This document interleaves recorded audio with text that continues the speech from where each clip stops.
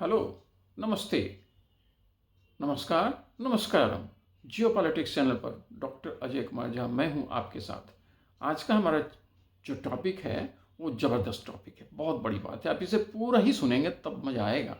वो हमने जो अग्नि 5 का जो एक एडवांस वर्जन जो अभी टेस्ट फायर किया है, एडवांस वर्जन क्या है? MIRV टेक्नोलॉजी से लैश मतलब multiple multiple independently targetable re entry vehicle, एक साथ कई जगह हम एक ही शॉट में वार कर सकते हैं अपने दुश्मन के देश इलाके में, और उससे हम कुछ भी भेज सकते हैं। कितने भी घातक हथियार उन्हें हम ड्रॉप कर सकते हैं। कहीं कहीं भी कोई भी अगर एनिमी रेंज है, ऑब्वियसली लोग एनिमी एरिया में ही मारेगा। और फिर अगर उस पर कहीं न्यूक्लियर वारहेड हो गया, न्यूक्लियर अस्त्र अगर उस पर डाल दिए गए और वो ले जा करके गिरा दिया गया, तो समझिए कि क्या होगा, सत्यानाश ही होना है। और यह तो एक बार आपने किया तो ठीक, यह तो हम लोगों ने पहले ही कर रखा था।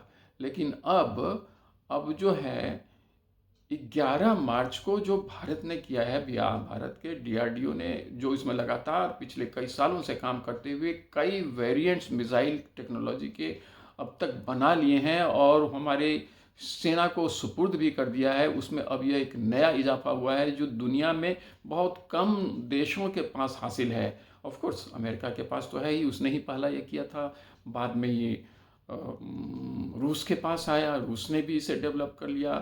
फ्रांस के पास आया, ब्रिटेन के पास आया, और इसके बाद चाइना के पास आ गया। लेकिन अब हम भी हैं, अब हमने भी उसे हासिल कर लिए हैं। ये एक ऐसी टेक्नोलॉजी है कि आप एक शॉट अगर लगाते हैं तो एक साथ एक ही जगह नहीं, 5 6 7 8 10 शहरों पर, 10 इलाके में बम गिरा सकते हैं। हेवी बम, उसमें एटम बम भी हो सकता है और भी कोई बड़ा बम हो सकता है, उससे भी बड़ा अगर आप कहिए तो। और वो आपके एनिमी इलाके में गिर सकता है। और उतना ही नहीं, ये तो हुई अलग अलग जगह। अगर आप चाहें तो एक ही जगह सीक्वेंस में एक के बाद एक 5 6 7 8 9 लगातार एटम बम गिरा सकते हैं, बहुत शक्तिशाली बम गिरा सकते हैं, कुछ भी कर सकते हैं। और जब उसके रेंज बढ़ते जाते हैं, अब 5000 किलोमीटर तक तो अग्नि 5, मतलब मान लीजिए अग्नि 5 का मतलब ही यही हुआ कि हम 5000 से तो शुरू करते हैं। यह जो मिसाइल हमारी जाती है, इसकी मारक क्षमता 5000 किलोमीटर ऑनवर्ड चलती है। 5 से 6 7 इवन 8000 तक माना जाता है कि यह जाती है। सारे देश इसे बताते नहीं है कि वो कहाँ तक इसे ले जा रहे हैं। भारत ने भी नहीं बताया है कि वह कहाँ तक इसकी मारक क्षमता होगी, लेकिन यह तो बता ही दिया है कि इसकी क्षमता यहाँ से तो शुरू ही होती है 5000 किलोमीटर। कहने का मतलब कि अब हम कोई भी एनिमी कंट्री जो इतनी दूरी पर हमसे बैठा हो और वहाँ से वो कोई कुछ स्ट्राइक कर रहा हो, तो हम उसका जवाबी प्रतिक्रिया में उसका सत्यानाश कर सकते हैं। वैसे हम इसके लिए जाने नहीं जाते हैं और ऐसा हम करते भी नहीं, ऐसा करेंगे भी नहीं, क्योंकि नो फर्स्ट यूज़ का हमारा भारत सरकार की ये पॉलिसी है और ये पहले से चली आ रही है, अब भी चल रही है। लेकिन अगर मान लीजिए अगर किसी ने इतनी परेशानी कर देनी शुरू कर दी, तो क्या है, कुछ भी हो सकता है। और अगर हमने नहीं भी किया, एनिमी ने अगर कर ही दिया, पहला स्ट्राइक अगर उसने किया, तो हमें तो पता है। और फिर तो हम 10-10 उनके 10 12 15 14 कितने भी सिटीज़ को एक साथ अपने अटैक पर ले सकते हैं और उसे अनिहिलेट कर सकते हैं, ख़त्म कर सकते हैं, उसका नस्त नाबूद कर सकते हैं। और यह क्षमता, बड़े बड़े देश उससे अचंभित रह गए कि भारत यहाँ तक पहुँच चुका है। और चाइना की तो बात ही छोड़ दीजिए, और चाइना भी परेशान है, बल्कि बहुत ज़्यादा परेशान है, क्योंकि उसे सबसे ज़्यादा परेशानी भारत की बढ़ती हुई ताकत से ही है। और मिलिट्री कैपेबिलिटी अगर भारत की बढ़ती है, तब तो उसके लिए और भी ज़्यादा परेशानी है। अब ये हमारी बहुत बड़ी उपलब्धि है, और इसमें इसने पूरे जियोपॉलिटिक्स के कंटेक्स्ट को और जियोपॉलिटिक्स के डेफिनेशन को हमारी ओर से, हमारी जो थ्योरी है, मोदी डॉक्ट्रिन, जो अब मोदी जी के आने के बाद से चल रहा है कि हम वैसे तो आपको छेड़ेंगे नहीं, और अगर आपने हमें छेड़ा तो हम छोड़ेंगे नहीं। उस हिसाब से मोदी डॉक्ट्रिन का और भी कई उसके आयाम हैं, लेकिन यहाँ पर साफ है कि हम आँख में आँख मिलाकर आपसे बात करेंगे और नीचे झुकाकर बात नहीं करेंगे और उसी तरह से अपनी तैयारी भी रखेंगे। अब ऐसे में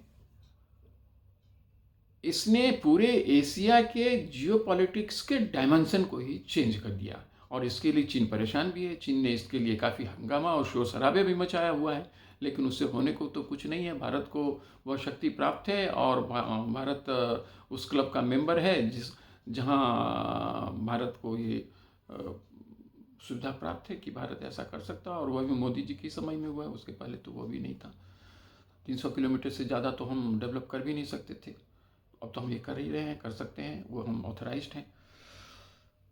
तो इसकी वजह से अब जो बैलेंस ऑफ पावर जो है वो पूरा अब मतलब एकदम बिल्कुल एशिया में बैलेंस हो गया है। वो टिल्टेड जो चाइना की तरफ था वो अब रहा नहीं, और ये एक बड़ा मैसेज है।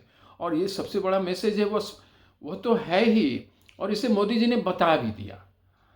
जिस दिन 11 मार्च को एक तो जब ये टेस्ट फायर हुआ, कहाँ से, एपीजे अब्दुल कलाम आइलैंड जो है उड़ीसा से लगा हुआ, वो वहीं से हमारे मिसाइल टेक्नोलॉजी टेस्ट किए जाते हैं।